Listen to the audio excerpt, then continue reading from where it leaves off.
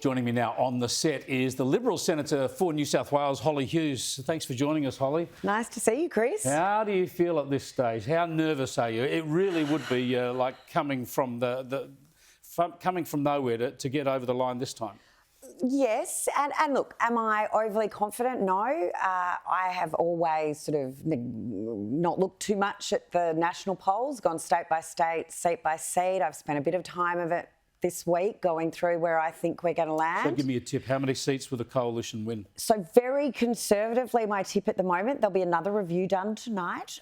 75 coalition, 68 for the ALP, and I've got 8 in the other columns. So Greens, Independents, Centre Alliance, 75 Party. Seats, that's a coalition government. It is a coalition government. They would have Bob Katter and Helen Haynes, and hopefully Di Lee.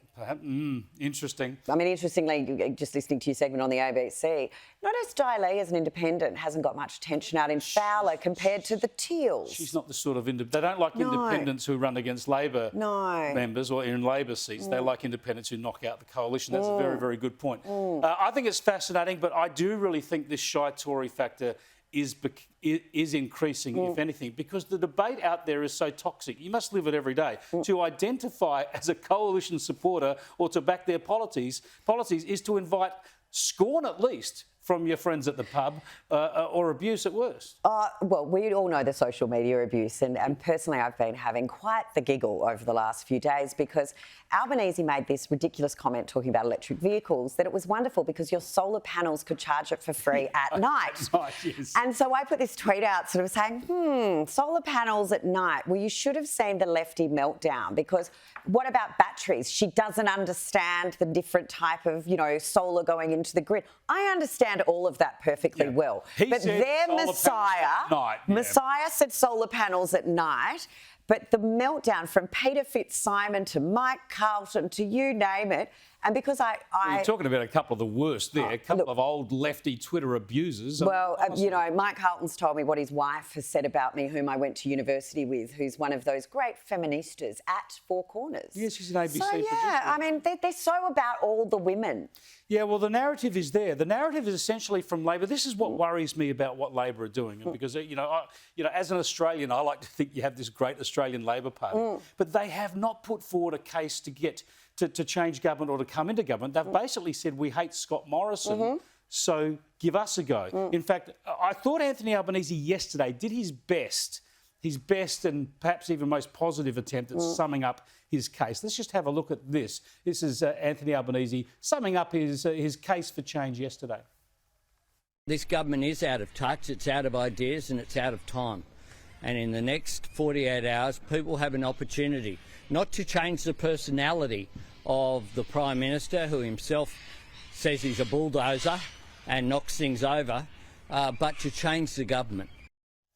Yeah, look, that's about as succinctly as he's put it, but it's still really just a personal attack on Scott Morrison, isn't it? Look, and I think if Albanese had been trying to make those comments over the past 3 years, they might not have started in the same position they had, where the focus then went on to Albanese. Is he up to this job? And I think we've seen through the campaign, he's clearly not. And it's, gaff after gaff after gaff, not being across the detail. And him today saying he's absolutely exhausted. And if we can see what he's been doing over the past few weeks, it's half-day campaigns. I mean, Jonathan Lee on Sky's been brilliant, as, he always is during campaigns. But he has been calling it out, that Albanese is pulling the pin at 12:30 each day, 3 media appearances or 3 efforts. That's not governing the country.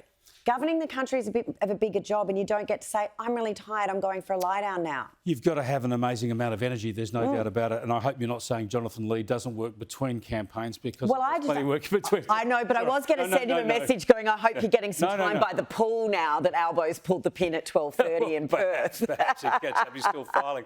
I do want to show you, though, and our viewers, what Scott Morrison said today. This is a clip where I think Scott Morrison has summed up his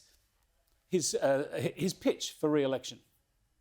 Millions of Australians will be making up their minds today and tomorrow, even as they stand in that booth.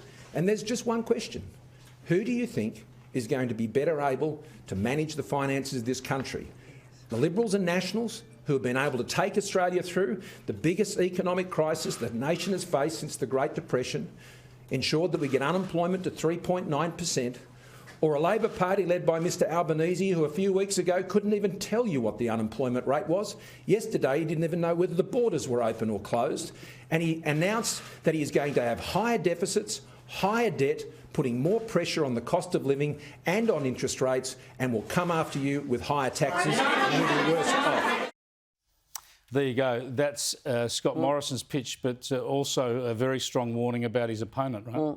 Albanese is just not up to the job. And you can even see the most diehard of leftist followers are really finding it difficult to find a positive behind what Albanese will offer to the country.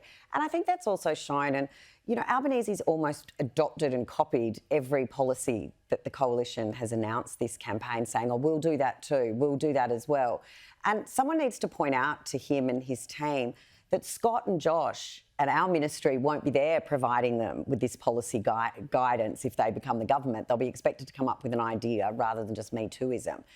So I don't think they've shown they're up to it. I think, as you say, the quiet Australians know that. I think they're grateful for what they've seen us coming through the pandemic, keeping their jobs, keeping businesses open. And I don't think they're announcing it at the pub. I don't think they're announcing it in the schoolyard. I think they're keeping it to themselves. It's been a pretty dismal campaign, though, hasn't it? We've only had that negativity from Labor. And your side, the coalition, hasn't really given us a strong pitch for the future. Where's the future agenda? Well, I think there has been a pitch for the agenda, and it's about rebuilding.